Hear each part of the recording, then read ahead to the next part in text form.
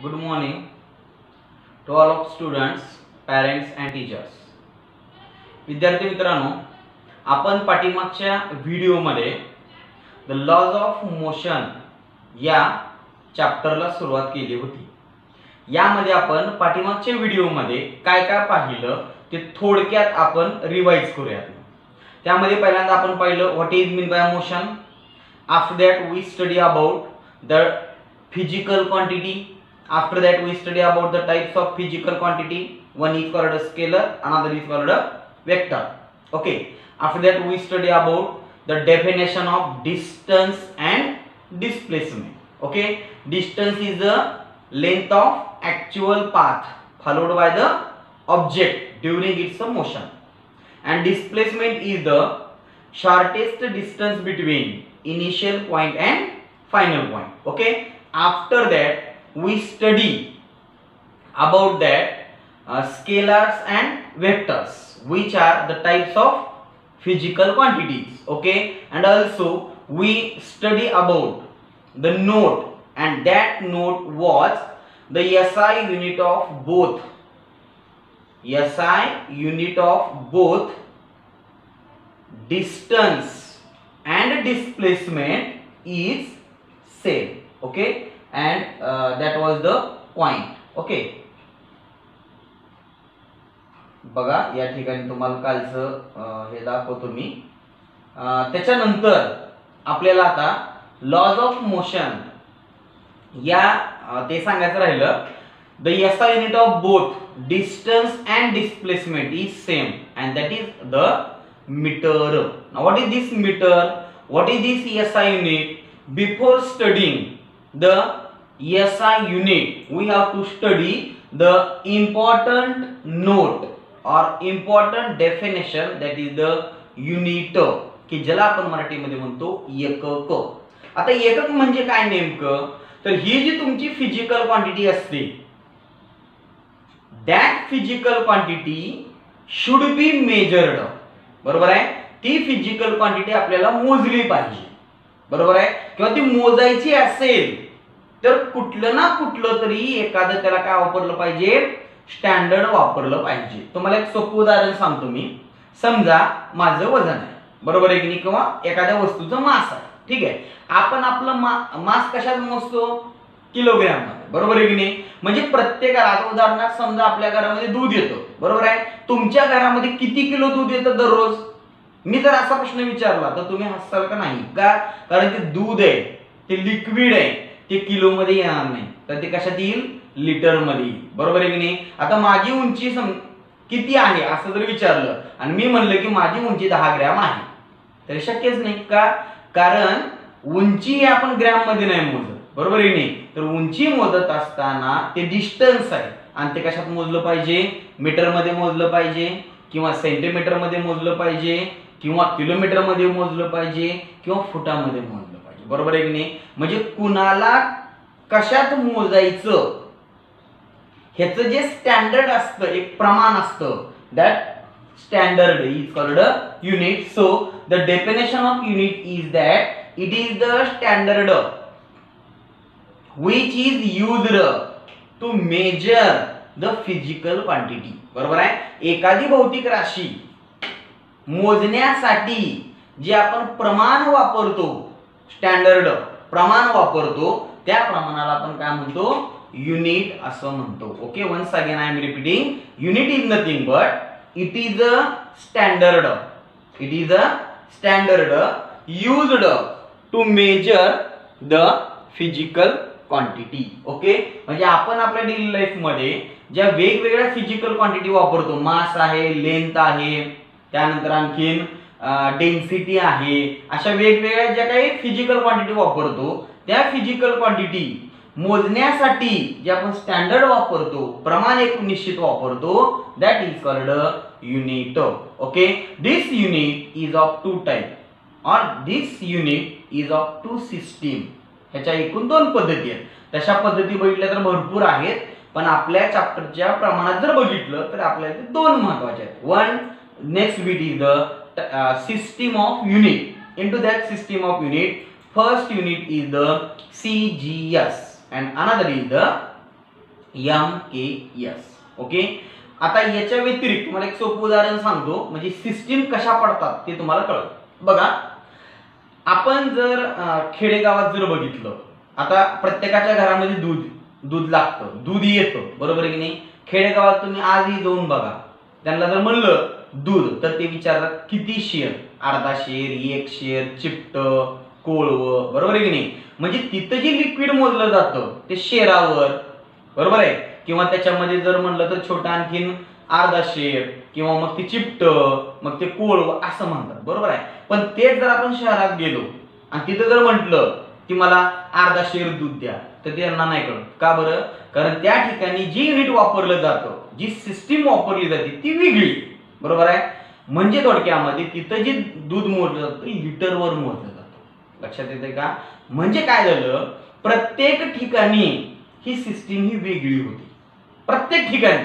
आता उदाहरणामध्ये फूट, लांबी जर मोजायची असेल तर बऱ्याच ठिकाणी फुटावर मोजतात, काही ठिकाणी सेंटीमीटरवर मोजतात, काही ठिकाणी मीटरवर मोजतात, काही ठिकाणी किलोमीटरवर मोजतात. म्हणजे हे जे आपण स्टँडर्ड जे वापरतो, हे स्टँडर्ड मध्ये सुद्धा काय आहेत, वेगवेगळे प्रकार आहेत. म्हणजेच त्याला आपण काय म्हणतो, सिस्टीम असं म्हणतो. मग याच्यामध्ये सिस्टीम आहे FPS, म्हणजे काय ते नंतर सांगतो, इथं घेतलेलं नाही मी. CGS आणि त्याच्यानंतर MKS, बरोबर आहे. मग आता झालं कसं, प्रत्येक ठिकाणच्या सिस्टीम ह्या वेगवेगळ्या निघाल्या लागल्या, बरोबर आहे. खेडेगावात गेलं तर तुम्हाला दूध कशात मिळणार आहे, ते तुम्हाला शहरामध्ये मिळणार आहे, चिपट, कोळवं मिळणार आहे, बरोबर आहे. तेच आपण शहरामध्ये ग्रामीण भागामध्ये चिपट, कोळवं असे मिळणार आहे. शहरी भागात आलो तर तेच कशात मिळणार आहे, लिटरमध्ये मिळणार आहे. म्हणजे या ठिकाणी अडचणी निर्माण व्हायला लागल्या, म्हणून एकच सिस्टीम असावी असा विचार केला गेला. बघा, आपल्या भारतामध्ये सुद्धा कसं आहे, प्रत्येक ठिकाणी भाषेमध्ये बदल आहे. महाराष्ट्रात गेलो मराठी बोलली जाते, कर्नाटकात गेलो कानडी भाषा बोलली जाते, तामिळनाडूमध्ये गेलो त्यांची ती तमिळ भाषा वेगळीच असते, पंजाबमध्ये गेलो पंजाबी भाषा वेगळीच असते, त्यानंतर आपण दिल्लीला गेलो त्यांची हिंदी भाषा वेगळीच असते. मग आता मला सांगा, जर अशा प्रत्येक प्रांतानुसार जर भाषा वेगवेगळी असेल तर आपला भारत देश चालवत असताना अडचण निर्माण होईल का नाही? समजा एखादा कर्नाटकातला महाराष्ट्रात आला आणि तो कन्नडमध्ये बोलायला लागला तर महाराष्ट्राच्या कळेल का? नाही. महाराष्ट्राचा गेला आणि समजा तो आंध्रामध्ये गेला, त्याच्या भाषेत त्याची भाषा बोलली तर त्याला कळेल. आपण आपली मराठी जर आंध्रात जाऊन बोललो, बरोबर आहे, तर त्याला ते समजणार नाही. मग जसं आपला पूर्ण देश चालवण्यासाठी आपण एक भाषा वापरतो की ज्याला आपण राष्ट्रभाषा म्हणतो, ती हिंदी. म्हणजे आपण जे बोलतो आपल्या देश पातळीवर ती हिंदीत बोलतो, बरोबर आहे की नाही. मग तुमच्या ह्याच्यामध्ये भाषा कशीच असणार, महाराष्ट्रात तुम्ही मराठी जरूर बोला, बरोबर आहे की नाही. पण जेव्हा तुम्ही तुमचा महाराष्ट्र सोडून बाहेर असाल, कुठे जावा, मग तुम्ही केरळात जावा, कर्नाटकात जावा, दिल्लीत जावा, मध्य प्रदेशमध्ये जावा, उत्तर प्रदेशमध्ये जावा, हिंदी बोललं की ते सगळ्याला कळतं, बरोबर आहे की नाही. तसं प्रत्येक देशामध्ये सुद्धा हे जे मेजरमेंटचं जे स्टँडर्ड होतं हे वेगवेगळं होतं.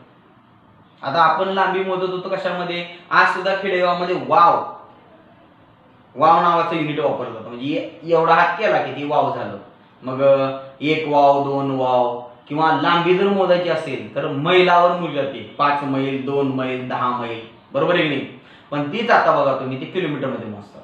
म्हणजे झालं असं की जसं आपल्या प्रत्येक राज्याची भाषा वेगळी आहे तशी प्रत्येक देशाची सुद्धा भाषा वेगळी आहे, बरोबर आहे की नाही.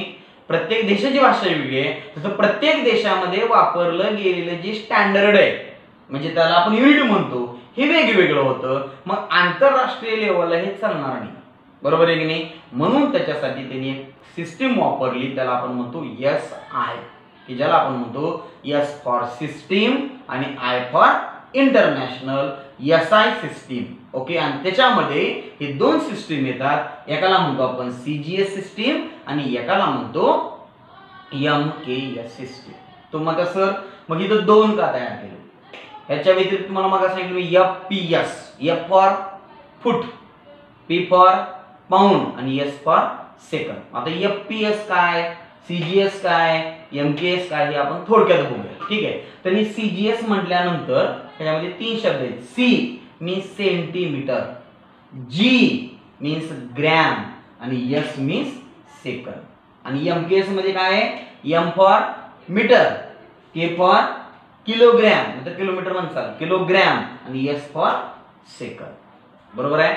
एफपीएस काय? एफ म्हणजे फूट, म्हणजे इथं जे सेंटीमीटर मध्ये मोजत होतो, इथं जे मीटर मध्ये मोजत होतो, ती कशात येणार? फूट मध्ये येणार. लक्षात आलं का? एफपीएस मध्ये. पण त्याला एसआय म्हणता येत नाही, कारण त्याला त्यांनी मान्यता दिलेली नाही. एसआय मध्ये हे दोनच वापरले जातात. ठीक आहे. त्यानंतर दुसरा शब्द होता तिथं पी. पी म्हणजे पाऊंड. आपल्या जे मास मोजतात ते ग्रॅम किंवा किलोग्रॅम मध्ये, तेच तिकडे पाऊंड मध्ये मोजतात, म्हणजे पाश्चिमात्य देशामध्ये. आणि यस तिथं पण आहे आणि इथं पण यस आहे, इथं पण यस आहे. म्हणजे टाइम मात्र सगळीकडे सारखाच मोजला जात होता, तो म्हणजे सेकंदामध्ये. ठीक आहे. एफपीएस ला विसरून जावा. सिस्टीम या दोनच केले, सीजीएस आणि एमकेएस. तुम्हाला प्रश्न पडेल सर मी एकच करायचे ना, दोन दोन काय केले? तर लक्षात घ्यायला मी नाव ठेवले. हा आहे छोटा भाऊ, हा आहे मोठा भाऊ. कसं सांगतो? सगळ्याच गोष्टी मोजत असताना आपल्याला मोठ्या युनिटमध्ये मोजता येते. काही गोष्टी अशा असतात की जे मोठ्याच युनिटमध्ये मोजाव्या लागतात आणि काही गोष्टी अशा असतात की जे छोट्याच युनिटमध्ये मोजावे लागतात किंवा छोट्याच युनिटच्या सिस्टीममध्ये मोजावं लागतं. ठीक आहे. उदाहरण सांगतो. समजा तुम्ही एखाद्या आडतीच्या दुकान आडत असते ना आपली, तिथं गेलात किंवा साखर आणायला दुकानामध्ये गेलात. बरोबर आहे. त्या ठिकाणी तुम्हाला साखर पाहिजे, तर तुम्ही साखर कशात घेणार? त्या दुकानदाराला म्हणतात तुम्ही की मला 10 किलो साखर दे, 15 किलो साखर दे, 50 किलो साखर दे. म्हणजे साखर मोजताना आपण किलो मध्ये मोजलो. बरोबर आहे. ठीक आहे. आता त्याच्यावेळी जर मी त्या दुकानदाराला जर म्हणलं की तुम्हाला 2 ग्रॅम साखर दे, तर ते शक्य आहे का? त्यांना मोजलंही शक्य नाही आणि आपल्याला ते वापरणंही शक्य नाही. बरोबर आहे. म्हणजे काही गोष्टी अशा असतात, काही फिजिकल क्वांटिटी अशा असतात की ज्याच्यासाठी आपल्याला मोठी सिस्टीम वापरावी लागते. ती मोठी सिस्टीम म्हणजे मोठा भाऊ कोण आहे? एमकेएस. आणि त्याच्यामध्ये सीजीएस हा छोटा भाऊ आहे. समजा मी सोनाराच्या दुकानामध्ये गेलो आणि त्याला जर असं म्हटलं की मला अर्धा किलो सोनं द्या, तर तो काय करायला? आपल्याकडे पाहिजे का नाही? का? कारण सोने कॉस्टली आहे, ते किलोग्रॅम मध्ये घेणं शक्य नाही. बरोबर आहे की नाही? ते आपण ग्रॅम मध्ये घेऊ, तोळ्यामध्ये घेऊ. तोळा म्हणजे 10 ग्रॅमचा 1 तोळा असतो. बरोबर आहे की नाही? पण किलोवर ह्याच्यावर घेणं आपल्याला तर शक्य नाही, सर्वसामान्य लोकांना. बरोबर आहे. म्हणून त्याच्यासाठी काय केली? छोटी सिस्टीम वापरली. म्हणजे सोनारासाठी वापरले असे म्हणत नाही मी. काही फिजिकल क्वांटिटी असे असतात की जे लेस क्वांटिटी मध्ये घ्यावे लागतात. ते सिस्टीम छोटी आली त्याला म्हणायचं सीजीएस आणि ही मोठी आली त्याला म्हणायचं एमकेएस. ओके. याच्या लॉंग फॉर्म लक्षात ठेवा. सी फॉर फिजिक्सचे एक्झाम्पल सोडवत असताना, केमिस्ट्रीचे पण येतात, नाही असं नाही, फिजिक्सचे एक्झाम्पल सोडवताना एकतर सीजीएस वापरायची किंवा एमकेएस वापरायची. ठीक आहे. तुम्ही 8वी मध्ये असताना वापरलेले आहेत त्या गोष्टी, न्यूटन, डाईन, त्या गोष्टी तुम्हाला झालेल्या आहेत. ठीक आहे. असो. तर सीजीएस म्हणजे सी फॉर सेंटीमीटर म्हणजे लांबी आली, जी फॉर ग्रॅम मास आलं आणि एस फॉर सेकंद म्हणजे टाइम आला. तसंच एमकेएस ला एम फॉर मीटर म्हणजे सेंटीमीटरचा मोठा भाऊ मीटर. बरोबर आहे. 100 सेंटीमीटरचा 1 मीटर असतो. इकडं ग्रॅम आहे, इकडं किलोग्रॅम आहे. ठीक आहे. ग्रॅम किलोग्रॅम, एका किलोग्रॅम मध्ये किती ग्रॅम असतात? 1000 ग्रॅम असतात. ठीक आहे. आणि इकडेही सेकंद आहे टाइम, तिकडेही सेकंद आहे टाइम. ओके. तर अशा प्रकारे आपण बघितलो सिस्टीम ऑफ युनिट. हा विषय तिथं मग आला होता पाठीमागच्या व्हिडिओमध्ये, म्हणून हे आपल्याला डिटेल मध्ये घ्यावं लागलं. After that the next bit from our textbook under the chapter of laws of motion is the speed. What is mean by speed? Speed is nothing but it is the total distance traveled by the object in a unit time. Okay. वाक्यामध्ये थोडीफार भिन्नता येऊ शकते, नाही असं नाही. The distance travel by the object in a unit time is called speed. Okay. मी तुम्हाला नंतर एक महत्वाचा फरक सांगणार आहे. इथं नीट लक्ष द्या. या स्पीडच्या ह्याच्यामध्ये इथं हा डिस्टन्स शब्द आलाय आणि काल आपण फरक बघितलंय. डिस्टन्स वेगळं, डिस्प्लेसमेंट वेगळं. Okay. Now after that what is speed? Speed can be defined as it is the total distance travel bye the object in a unit time during it's motion. तो शब्द तुम्ही पुढे टाकू शकता. इथल्या डेफिनेशन या थोडेसे शॉर्टकट असतात. Okay, what is speed? The total distance travel by the object in a unit time. Okay, and its formula is the speed is equal to total distance upon time किंवा required time किंवा time required. Understand? Now after that it's a unit. आता MKS MKS आणि CGS हे बघूयात आपण. काय नाही, एकदम सोपं आहे. हे तुम्हाला युनिट तयार करता येतात. स्पीडचं युनिट तयार करायचं आहे. हे काय वर डिस्टन्स. डिस्टन्स कशात मोजलं काल आपण? मीटर मध्ये, म्हणजे मीटर पर. झालं का? त्याच्यानंतर टाइम आहे. टाइम कशात मोजतो आपण? दोन्ही ती सेकंदच आहे, पण आपलं हे चालू आहे त्यामुळे आपण हेच घेऊयात. MKS चालू आहे का? ठीक आहे, MKS चालू आहे आपल्या इथं. ठीक आहे, ते M व्यवस्थित दिसत नाही, हे MKS आहे बरं का. तर आता मला सांगा टाइम कशात मोजतो आपण? सेकंदात. म्हणजे डिस्टन्स आलं कशात? मीटर, आणि टाइम आला सेकंद, म्हणून मीटर पर सेकंद ही MKS झालं. आता CGS कोणतं येईल? त्याच पद्धतीनं C फॉर सेंटीमीटर आणि S फॉर सेकंद, म्हणजे centimetre per second. Okay, now whether this speed is scalar और vector, so you should know that speed is a purely scalar because distance is a scalar and time is also scalar, so the ratio becomes also scalar. In this manner we study about the speed. Okay, speed is nothing but total distance traveled by the object in a unit time during its motion. Its formula is speed is equal to total distance upon time required. Okay, its MKS unit is meter per second and CGS unit is centimeter per second. Okay, and this is very easy. Okay, after the speed we have to study the next bit from laws of motion is velocity. Okay, what is meant by velocity? Velocity is nothing but it is the त्याच पद्धतीने आहे, फक्त थोडे शब्द वाढले. मला सांगा ह्याला काय होतं? स्पीडला काय होतं? Total distance travel by the object. इथं पण तेच आहे, total distance travel by the object in a unit time. इथं पण तेच आहे, तिथं पण तेच आहे, फक्त एवढाच विषय आहे, इन अ पर्टिक्युलर डायरेक्शन. म्हणजे इथं दिशा महत्वाची आहे. इथून मी 10 किलोमीटर गेलो 2 मिनिटात 10 किलोमीटर गेलो, म्हणजे एका मिनिटाला स्पीड किती झाली माझी? 5. बरोबर आहे की नाही? आता ऐका, मी काय म्हणतो नीट ऐका बरं का. 10 किलोमीटर गेलो आणि 2 किलोमीटर मागे आलो, किती झाले?